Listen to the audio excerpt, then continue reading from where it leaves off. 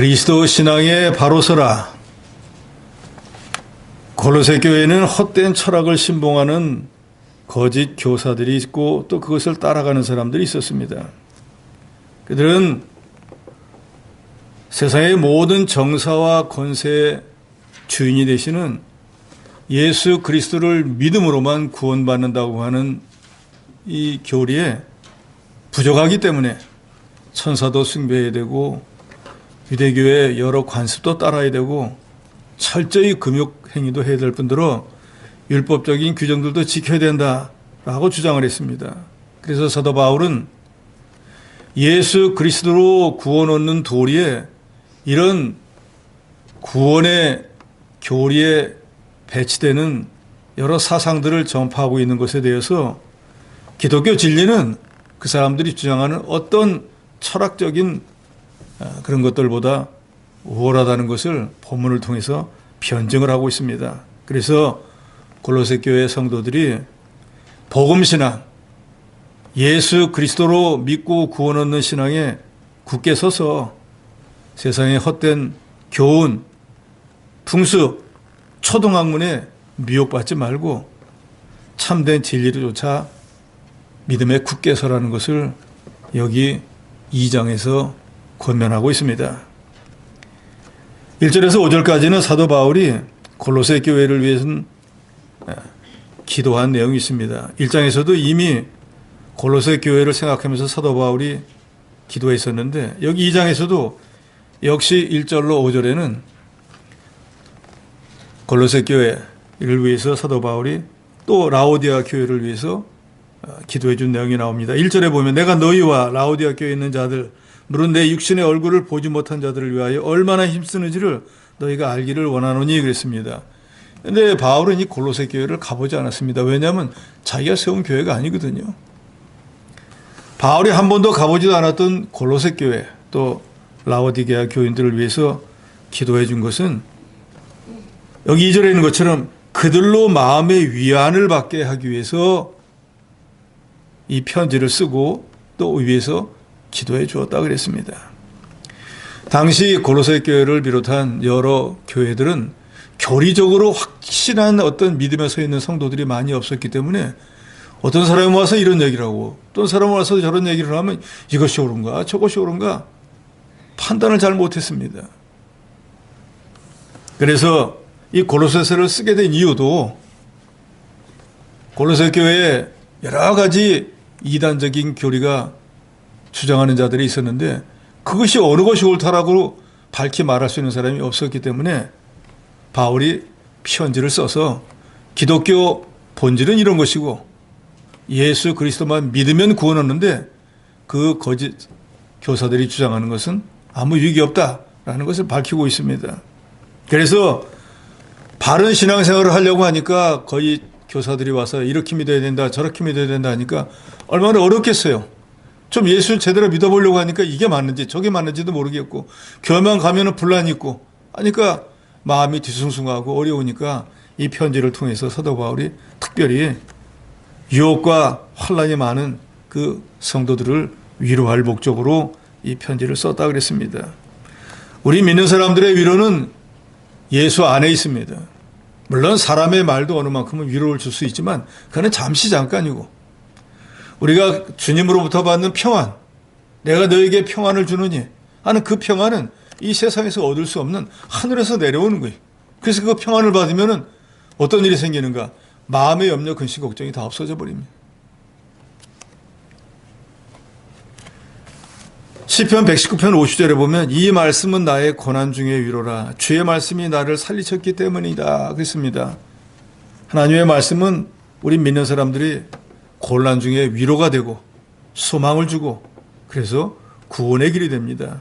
그러니까 말씀에 거하는 사람은 언제든지 소망이 있고 생명길을 걷게 되기 때문에 바울이 가보지 않은 골로새 교회지만 그 교인들이 여러 가지로 환난을 당하고 있는데 말씀으로 위로해 주기 위해서 이 서신을 보냈다라고 2절에 말합니다. 뿐만 아니라 사랑 안에서 연합하여 확실한 이해의 모든 풍성 하나님의 비밀인 그리스도를 깨닫게 하기 위해서 보냈다고 그랬습니다. 지금 어떤 것이 참 진리인지 어떤 것이 바른 구원 진리인지를 헷갈려하고 있는 골로새 교인들에게 그리스도는 어떤 분인가? 라는 것을 깨닫게 하기 위해서 이 서신을 보냈다는 것입니다. 그래서 3절에 보니까 그 안에는, 그리스도 안에는 지혜와 지식 모든 보화가 감춰져 있느니라.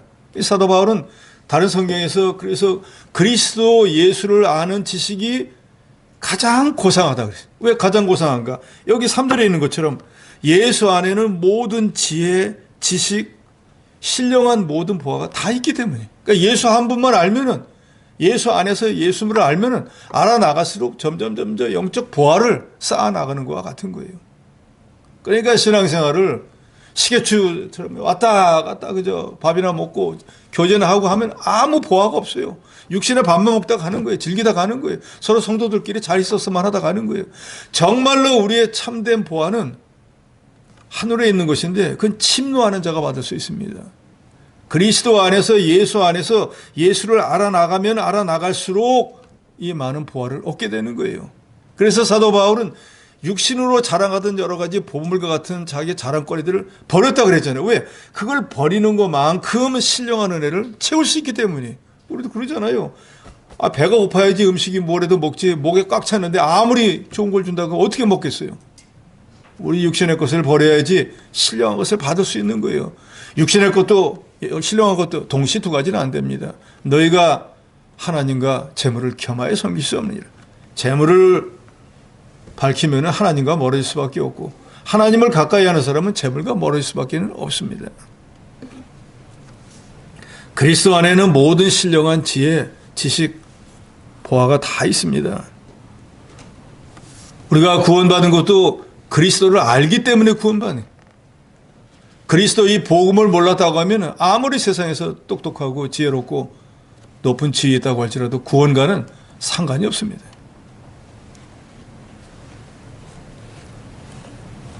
오늘날도 주 예수 그리스도를 믿으면 구원받는데 이거 외에 그것이 부족하기 때문에 거기에 대해서 사람의 지혜, 이성을 의지하려고 하는 자유주의 아니면 어떤 신비한 체험을 해야 구원받는다고 주장하는 은사주의자들은 다 속이는 자들입니다. 그래서 4절에 이렇게 말합니다.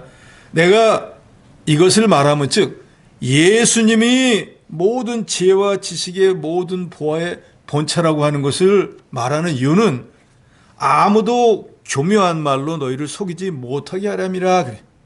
예수 외에 다른 신비한 체험을 해야 된다. 방언을 해야 된다. 선을 행해야 된다. 금식을 해야 된다. 육신을 정욕을 다스려야 된다. 예수를 믿어도 그런 것이 있어야 된다라고 주장하는 사람은 교묘한 말로 너희를 속이는 것이라 그 말이에요.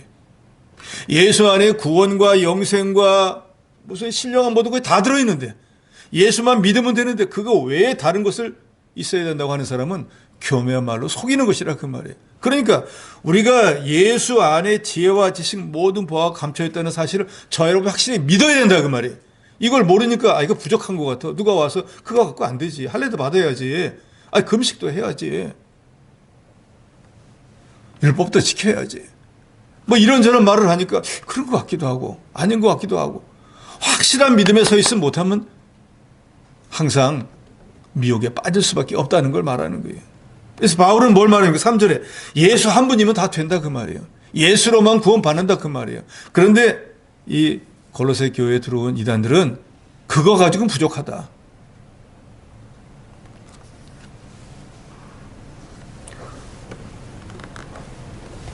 (5절에) 이는 내가 육신으로 떠나 있으나 심령으로는 너희와 함께 있어 너희가 질서 있게 행한가 그리스도를 믿는 너희 믿음이 굳건한 것을 기쁘게 봅니다 그랬습니다.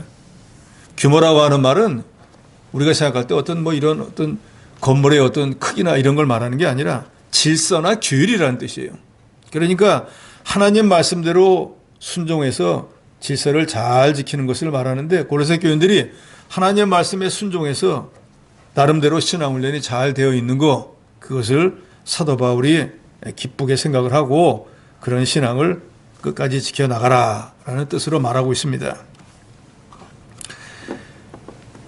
이제 여기 6절로부터 우리가 읽었었던 17절까지는 그렇기 때문에 예수 믿고 구원 얻은 성도들은 이제 복음 진리로 행하라는 거예요. 6절에 이렇게 말씀합니다. 그러므로 너희가 그리스도 예수를 주로 받았으니, 이 말은 너희가 예수를 믿고 구원 받았으니 그 다음에 그 안에서 행하되, 그러니까 6절에서 중요한 말씀은 너희가 예수를 믿고 구원 얻었으면 어떻게 하라는 거예요? 행하라는 거예요. 지식적으로만 알지 말고 깨달은 걸 행하라, 그 말이에요. 그러니까 행함이 없으니까 죽은 믿음이 돼버려가지고 뭔가를 조금 더 자기보다 경험이 많고 교리적으로 아는 사람이 와서 이렇다 저렇다 하면은 거기에 휩쓸려 버릴 수밖에 없다는 거예요. 이미 야고보서를 통해서도 우리가 배웠지만 지식적으로 아는 것과 행하는 것은 다른 국면이에요. 아는 것이 믿음의 절반이면은 그 아는 것을 깨달은 말씀대로 행하는 게 나머지 믿음의 절반이라, 깨닫고 믿음으로 행할 때 그것이 온전한 믿음, 산 믿음이 되는 것입니다. 그러니까 산 믿음이 되지 못하면 죽은 믿음이니까 행동을 못하는 거예요. 행함이 없는 거예요. 아무리 많이 들어서 지식적으로는 알아도 행함이 없게 된단 말이에요. 죽은 믿음 가운데 거해야 된다는 말이에요.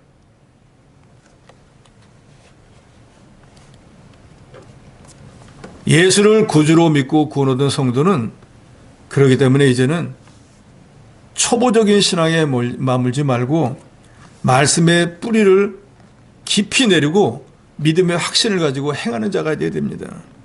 7절 같이 씁니다. 7절입니다. 시작. 그 안에 뿌리를 박으며 세움을 받아 교훈을 받은 대로 믿음에 굳게 서서 감사함을 넘치게 하라. 그 안에는 예수 그리스도 안에서 그리스도에게 뿌리를 받고 세움을 받고 교훈을 받은 대로 믿음에 굳게 서서 감사함을 넘치게 하라. 감사함을 넘치게 한다는 건 뭐예요? 감사가 넘치는 생활을 하라는 거잖아요. 그러면 감사가 넘치게 하려면 어떻게 됩니까? 지식적으로 알아가지고는 감사할 수가 없잖아요. 뭔가 예를 들어서 이렇게 명절을 맞이했는데 일가친척이 다 같이 모이는데 올해는 정말 하나님 앞에 거룩하게 예배를 드리고 감사했다. 행한 거잖아요. 그런데 그걸 지식적으로는 알고 입으로 한번 꺼내보지도 말고 예배 한 번도 못 드려온다고 하면 무슨 감사를 할 수 있겠어요? 행함이 따라야 된다, 그 말이에요. 감사한다는 건 행함이 있고 난 뒤에 그것에 대해서 어떤 하나님의 은혜를 받고 난 뒤에 그것이 하나님의 은혜인 줄 깨닫고 하나님 앞에 드리는 것이 감사 아닙니까? 그리스도 안에서, 말씀 안에서 뿌리를 받고 셈을 받고 교훈받은 대로 깨달은 대로 믿음에 굳게 서서 행함으로 감사함이 넘치는 생활을 하라는 것입니다. 중요한 것은 복음의 뿌리를 박아야 되는 거예요. 복음의 뿌리라는 건 복음은 그리스도잖아요. 즉 하나님 말씀의 뿌리를 박아야 된다. 다른 헛된 것에 뿌리를 박으면 안 돼요.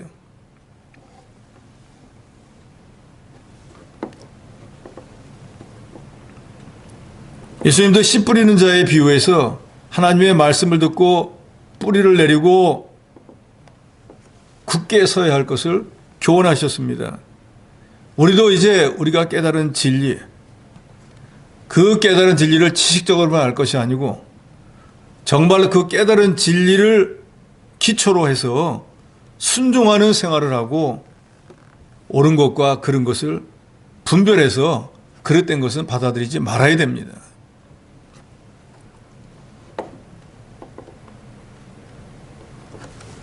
마귀 역사는 언제든지 우리 믿는 자들을 넘어뜨리려고 때를 가리지 않고 역사하고 있습니다. 그래서 우는 사자같이 두루 다닌다 그랬잖아요. 배고픈 사자가 뭐 자기 눈에 걸리기만 하면은 꼼짝없이 먹히게 되는 것처럼 우리가 믿음에 바로 서 있지 않으면 언제 어느 때 이 마귀의 밥이 될지 누구도 모릅니다. 교회는 바른 진리를 가르치는 사람들도 있지만 이 골로새 교회처럼 그릇된 교리를 가르치는 사람도 있습니다. 베드로전서 5장 9절에도 너희는 믿음을 굳게 하여 그를 대적하라. 이는 세상에 있는 너희 형제들도 동일한 고난을 당하는 줄 알미라 그랬습니다. 믿음이 약한 자를 마귀가 미혹해서 그 목적은 그 사람의 영혼을 멸망시키기 위한 것입니다. 믿음은 그리스도의 말씀을 들으면서 나오기 때문에 믿음을 굳게 하려면 하나님의 말씀을 듣는 일에 창념해야 되고 듣는데 그치지 말고 그 말씀을 실제 몸으로 행함으로 내 믿음으로 화하게 돼요. 그러면 같은 시험이 올 때 능히 이길 수 있는 것입니다. 한 번이 중요한 거예요. 한 번 믿음을 쓰면 두 번도 쓸 수 있습니다. 한 번 양보하면 두 번도 양보하게 되는 거예요. 우리도 그러잖아요. 어떤 일이 있을 때 어려움이 있더라도 하면은 다른 사람이 인정하게 된다 그 말이에요. 저 사람은 원래 그런 사람이라 안 돼. 그런데 한 번 양보하면 저번에도 양보했잖아. 꼼짝없이 또 양보하게 돼 있는 거예요. 그러니까 행하는 것이 너무너무 중요한 일이에요. 왜 믿음 있는 사람보다 믿음 없는 사람이 많을까요? 행하기가 쉽지가 않기 때문입니다. 이웃을 사랑하라. 말은 쉽지만 사랑하는 게 얼마나 어려워요. 혀로 하는 사랑은 누구나 다 해요. 그런데 정말로 남이 인정하는 사랑을 하려면 어떻게 해야 돼요? 내 수고가 동반돼야 돼요. 내 희생이 따라야 된다 그 말이에요. 값없이 남에게 내가 내 것을 가지고 희생하고 수고하는 것은 너무너무 힘든 일이에요. 그러니까 사람들이 안 한다고요. 아무리 하나님의 교회가 사랑해도 사랑 안 한다고요. 사랑 받는 거는 좋아하지만 남에게 베푸는 건 그래서 다 싫어하는 거예요.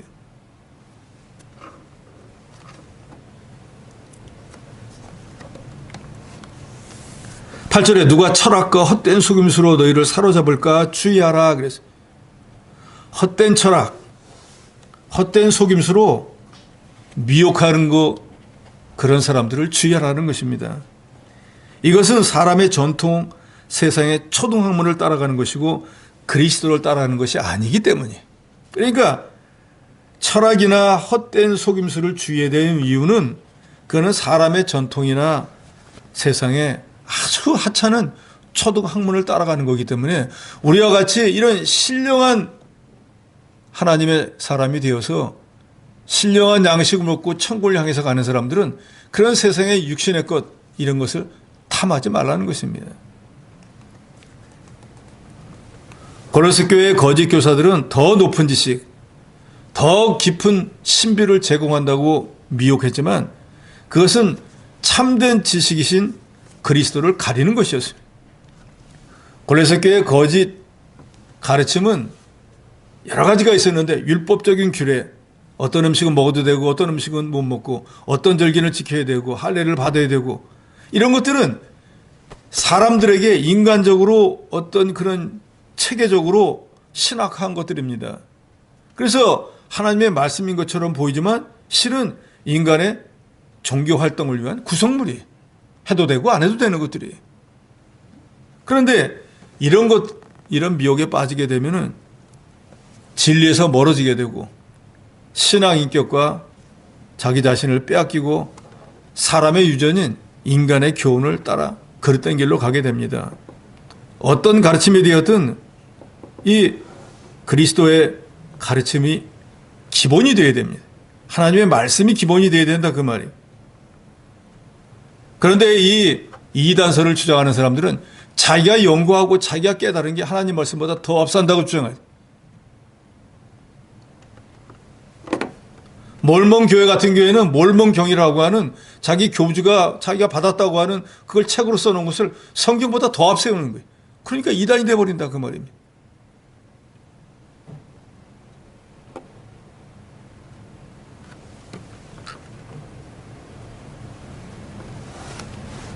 여기서 사도 바울이 말하는 초등학문이라고 하는 것은 저급한 학문을 말하는데 그것은 뭐 초등학교 때 배우는 학문을 말하는 게 아니라 교회 안에서 어떤 철학이나 율법의 의문, 천사를 숭배하고 금욕주를 행해야 한다는 이런 것들이 다 초등학문. 왜? 육신적인 그걸 통해서 구원을 얻으려고 하기 때문에 구원이라고 하는 것은 예수 그리스도만 믿으면 되는데 거기에 이런 쓸데없는 인간적으로 볼 때는 금욕주를 행한 사람들이 저 사람 저렇게 욕심을 저렇게 하면서 몸을 갖다가 희생해가면서까지 저렇게 바로 살려고 하나?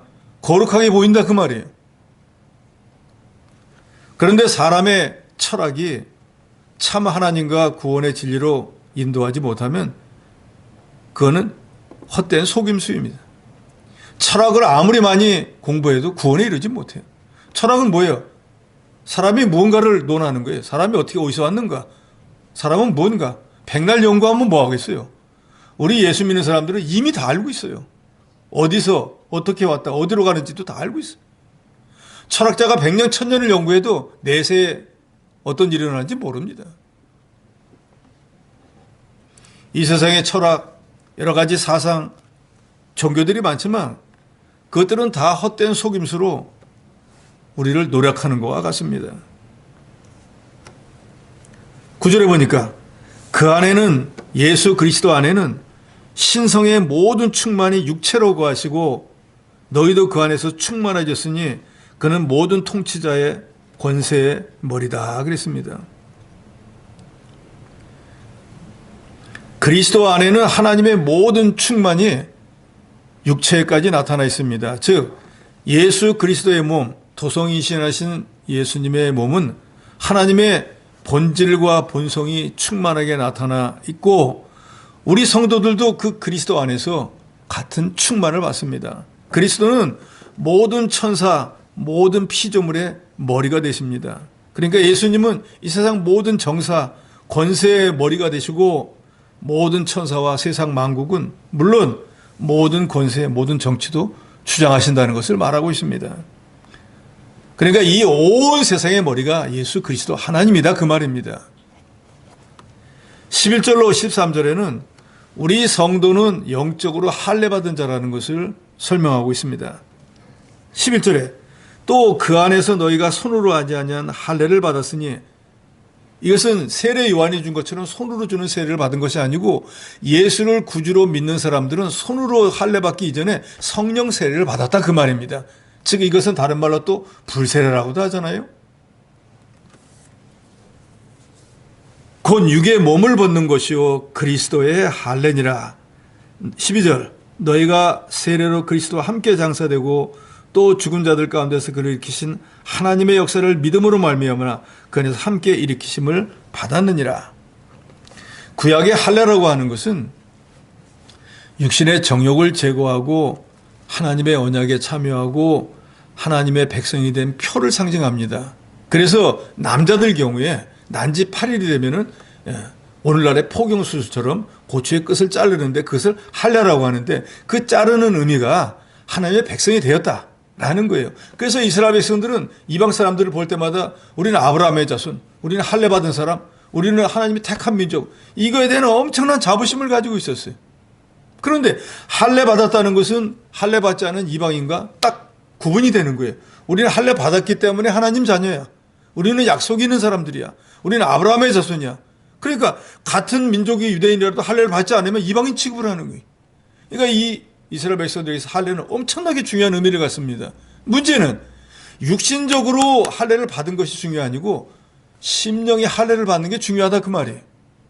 백날 천날 겉으로 할례 받고 하나님을 멀리하고 우상을 섬기면 할례 받지 않은 이방인과 다른 점이 뭐가 있어요? 저와 여러분은 할례 받지 않았지만 마음으로 예수 그리스도를 영접하는 그 순간에 이 심령이 할례를 받은 거예요. 성령 세례를 받았다 그 말입니다. 세례는 물로 씻어서 깨끗하게 정결하게 만든다는 거예요. 우리가 예수 그리스도가 내 죄 때문에 십자가에 피 흘려 죽은 것을 제가 믿습니다. 주님이 죄와 사망을 이기고 사흘 만에 부활하신 것 제가 믿습니다. 라고 신앙 고백을 하는 사람에게 교회에서는 세례를 줍니다. 그러니까 이 세례를 받으면은 구원받고 세례를 받지 못하면 영생을 얻지 못하는 것이 아니라 세례는 내가 그런 예수를 믿는다는 표로 상징적으로 주는 것뿐이에요. 그러니까 예수를 정말로 구주로 믿는데 세례를 받지 않았다고 해도 구원은 얻습니다. 영생은 얻어요. 그러나 마태복음 28장에 보면 예수님께서 땅끝까지 가서 복음을 전하고 제자를 삼아서 그 제자가 예수님을 인정하면 그 사람에게는 성부, 성자, 성령의 이름으로 세례를 주라 하셨기 때문에 누구든지 예수를 구주로 믿는 사람은 주님의 명령에 순종해서 세례를 받는 것이 합당한 거예요.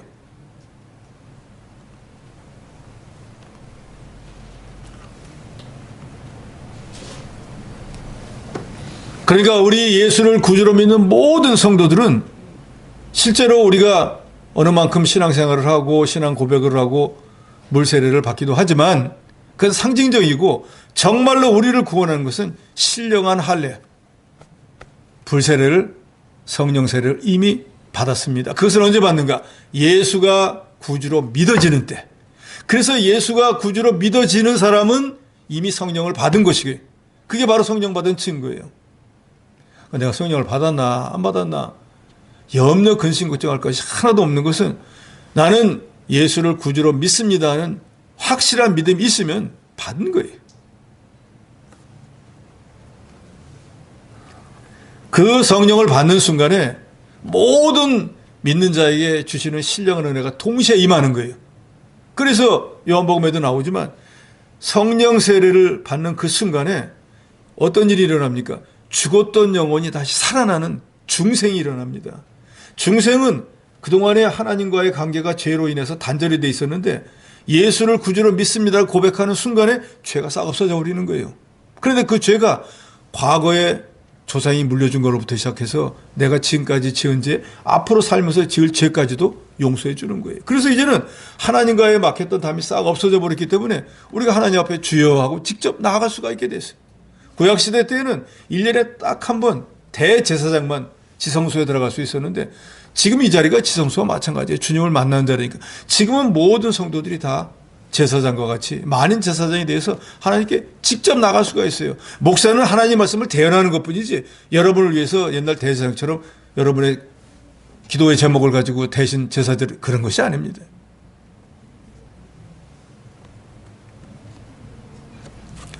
영원히 중생할 뿐만 아니라 그 순간에 죄사함을 받아서 이제는 죄인이 아니고 이제 너는 의인이야 라고 의인의 칭호를 받게 됩니다. 마귀 종살이 할 때 그 사람은 죄인이에요. 그런데 예수 그리스도를 믿고 구원 얻으면 그 사람은 의인이 되어버립니다. 그래서 의인은 죄인은 세상을 떠나면 지옥으로 가버리지만 의인이기 때문에 의인은 죽으면 천국으로 가게 되어 있는 거예요. 하나님의 자녀가 되는 권세를 받습니다. 이 모든 것들이 예수를 구주로 믿는 그 순간에 동시에 일어나는 하나님의 은혜이고 선물입니다.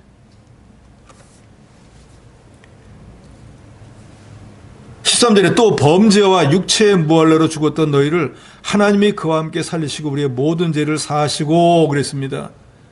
육체의 무할례라고 하는 것은 육체의 할례를 받지 않았으니까 죄사함도 받지 못했었다 그 말이에요.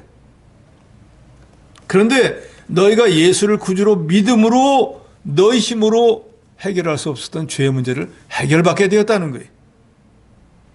특별히 너희가 범죄와 육체의 무할례로 죽었다라고 하는 것은 너희 죄값으로 너희가 지옥에 갈 자들이었는데 너희를 하나님이 그와 함께 살리시고 우리 모든 죄를 사해 주셨다. 예수를 믿음으로 너희가 하나님의 자녀가 되고 영원히 중생하고 언약 백성이 된 것을 상기시키는 거예요. 그래서 이 구절은 너희는 할례도 없었고 언약도 없었고 영적으로 죽어 있었고 그런 너희를 하나님이 그리스도 안에서 살리셨다라는 말입니다. 실제로 그렇죠. 하나님을 믿기 이전에는 우리는 죄값으로 지옥에 갈 사람들이었는데 예수를 믿음으로 우리가 사망에서 생명으로 옮겨지고 이제는 하나님의 약속이 있는 백성이 된 것입니다.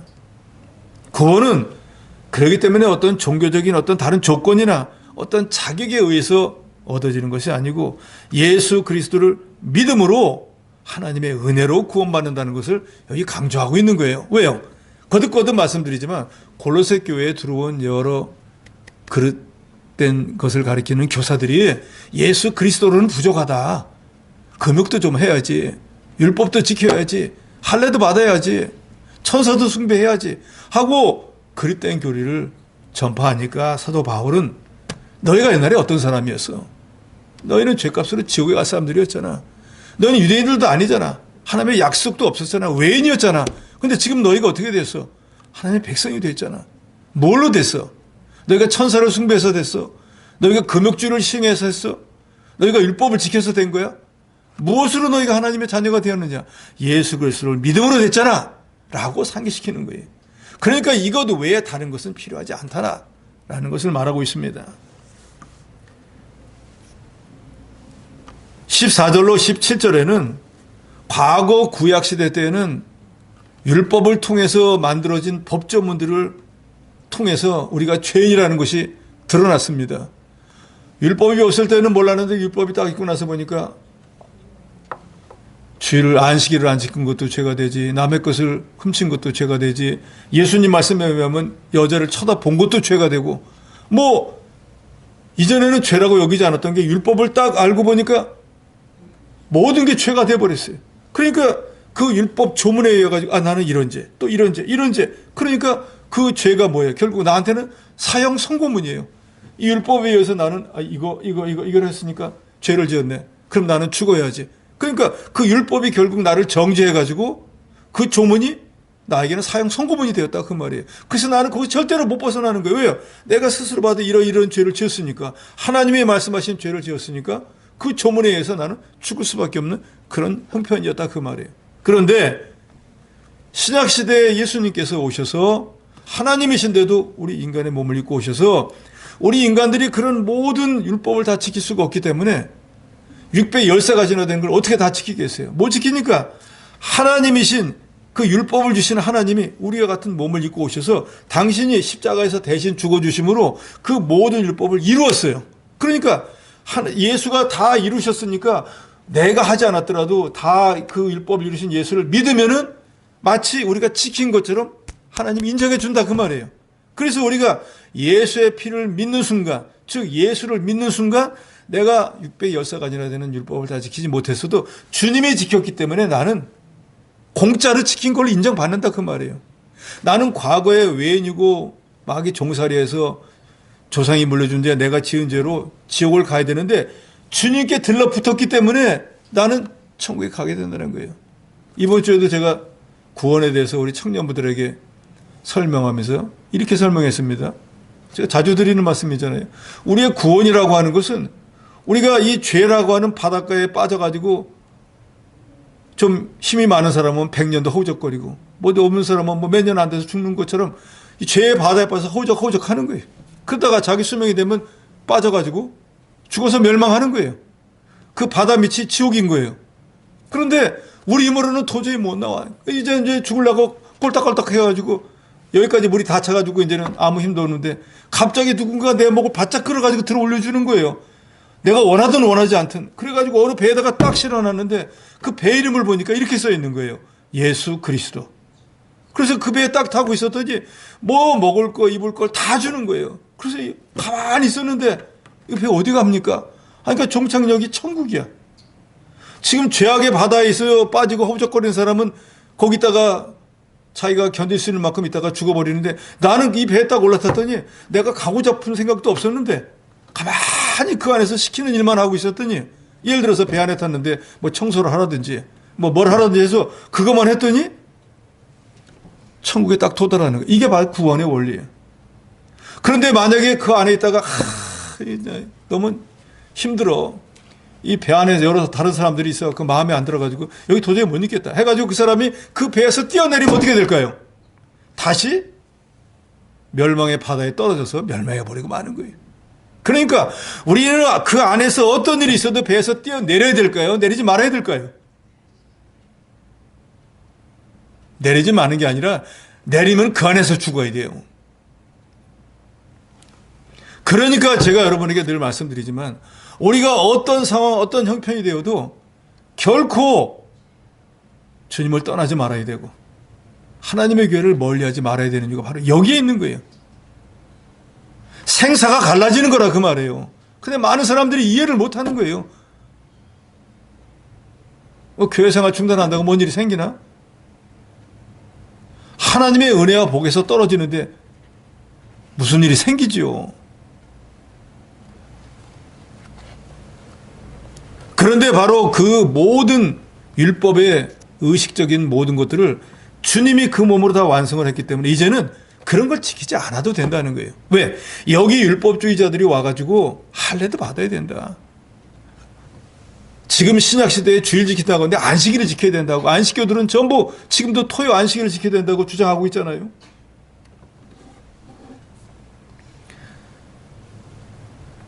(14절에) 우리를 거스르고 불리게 하는 법조문으로 쓴 증서, 이것은 율법과 율법의 조문을 말하는 거예요.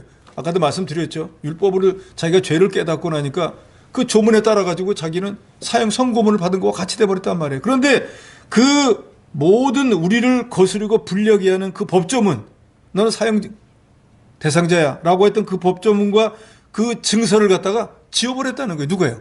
주님이요. 내가 원래 보면 누구누구 이런 죄 때문에 사형했었는데 주님이 그걸 싹 지워버렸다는 거예요. 그러니까 지웠으니까 있는 거예요, 없는 거예요?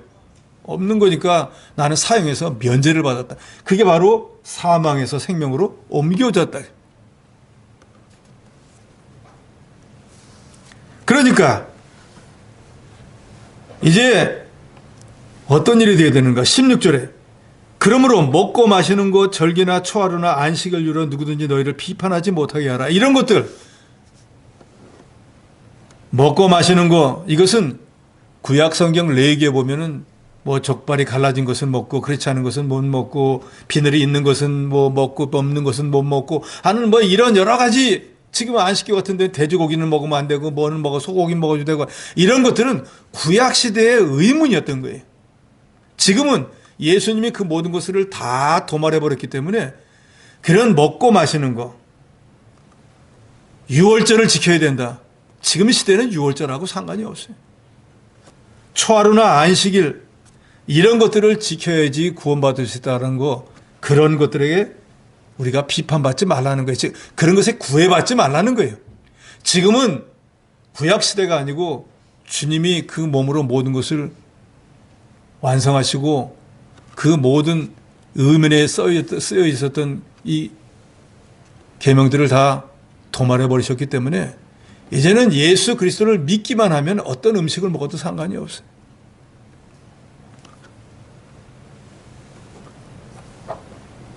왜 그런가? 17절을 같이 읽습니다. 시작. 이것들은 장래일의 그림자이나 몸은 그리스도의 것이니라. 이 말은 구약시대의 율법으로 주었던 모든 것들은 장차 예수님이 오시면은 이런 일이 있을 것이라는 것을 그림자처럼 보여줬던 거예요. 즉 구약시대에 하나님께서 율법을 주신 목적은 두 가지.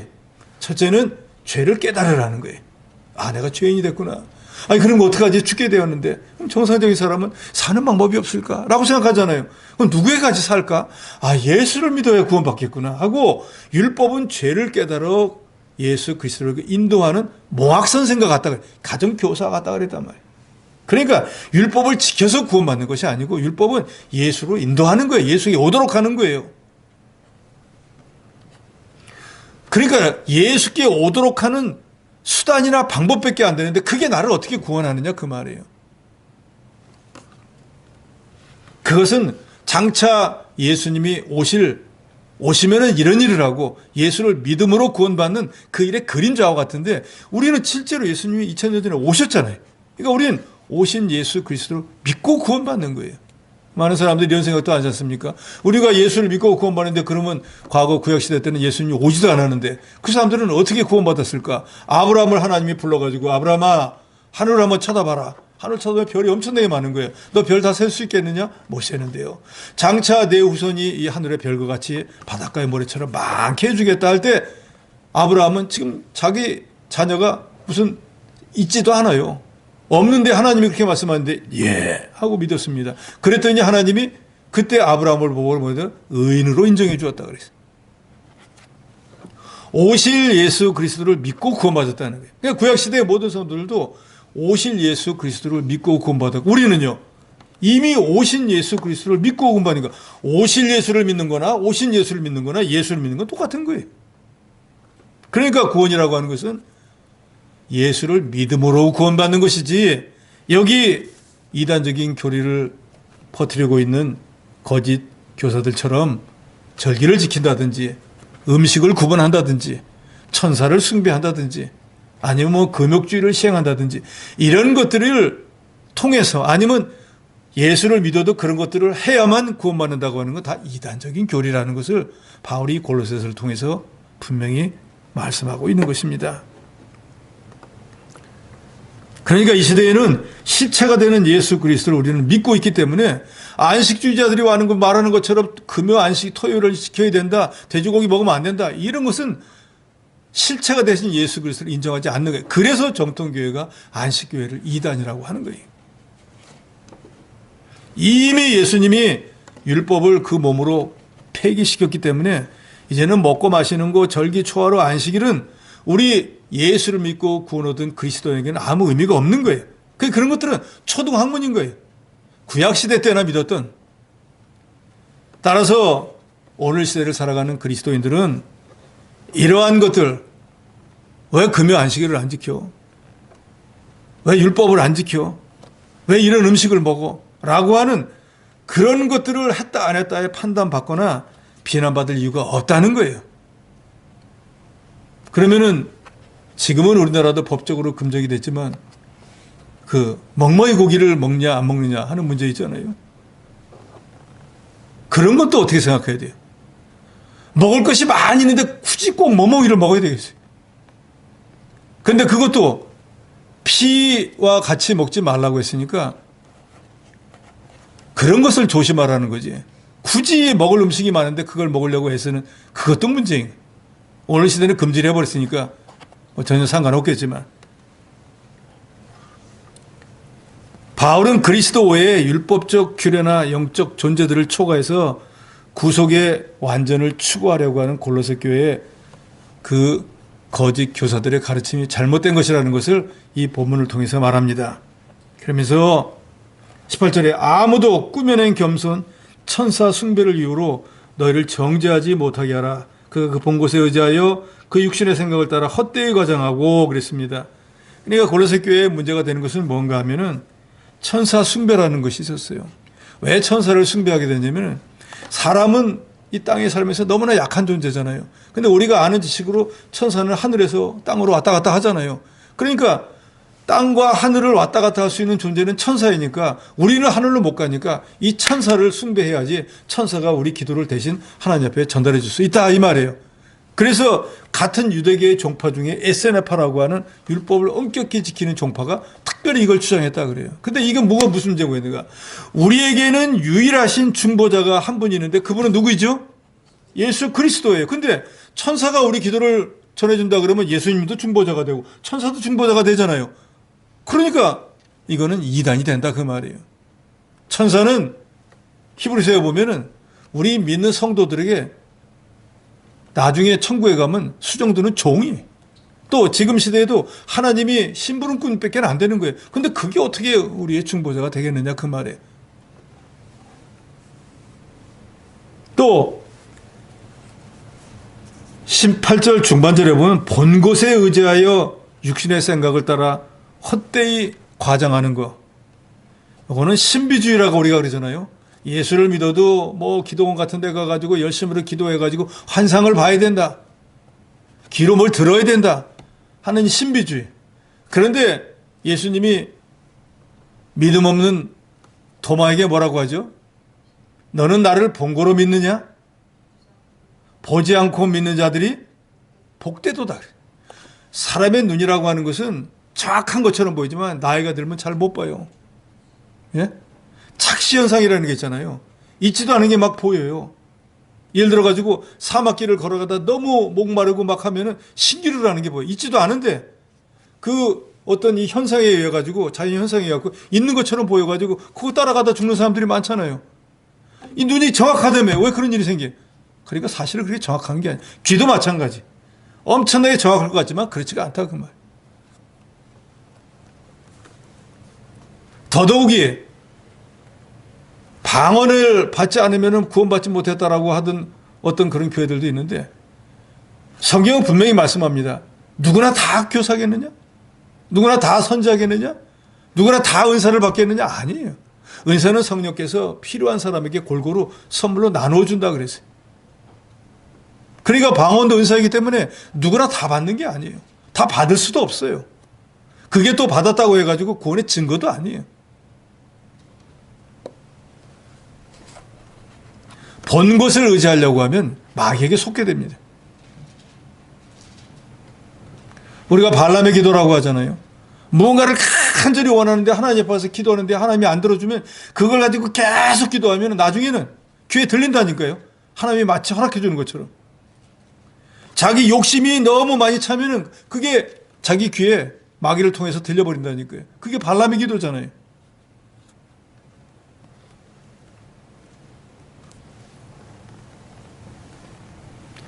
자유주의나 신신학은 기독교를 인간 이성과 과학에 조화시켜서 성경에 분명히 있는 거라고 해도 인간의 지식으로 이해되지 않으면 가르치지도 않고 배우지도 않습니다. 예수님이 물 위로 걸어갔다. 과학적으로는 도저히 불가능하잖아요. 아예 안 가르치는 거예요. 안 배우는 거예요. 그러니까 이런 것들에게 미혹을 당하면은 하나님과 하나님 말씀을 온전히 믿지 못하고 인간의 얄팍한 지식을 따라서 진화론을 추종하는 불신앙 신자가 돼버리고 마는 거예요.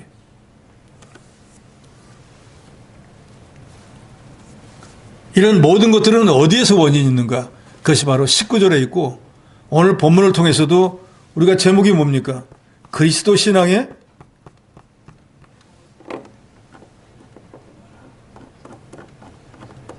바로 서라 했는데 그것이 바로 19절에 있습니다. 모든 이단의 교리가 들어왔을 때 거기에 미혹되는 이유도 바로 여기에 있는 거예요. 19절 같이 있습니다. 19절입니다. 시작. 머리를 붙들지 아니하는지라 온몸이 머리로 말미암아 마디와 힘줄로 공급함을 받고 연합하여 하나님이 자라나게 하심으로 자라느니라. 머리를 붙들지 않기 때문이에요. 그럼 머리는 누굴까요?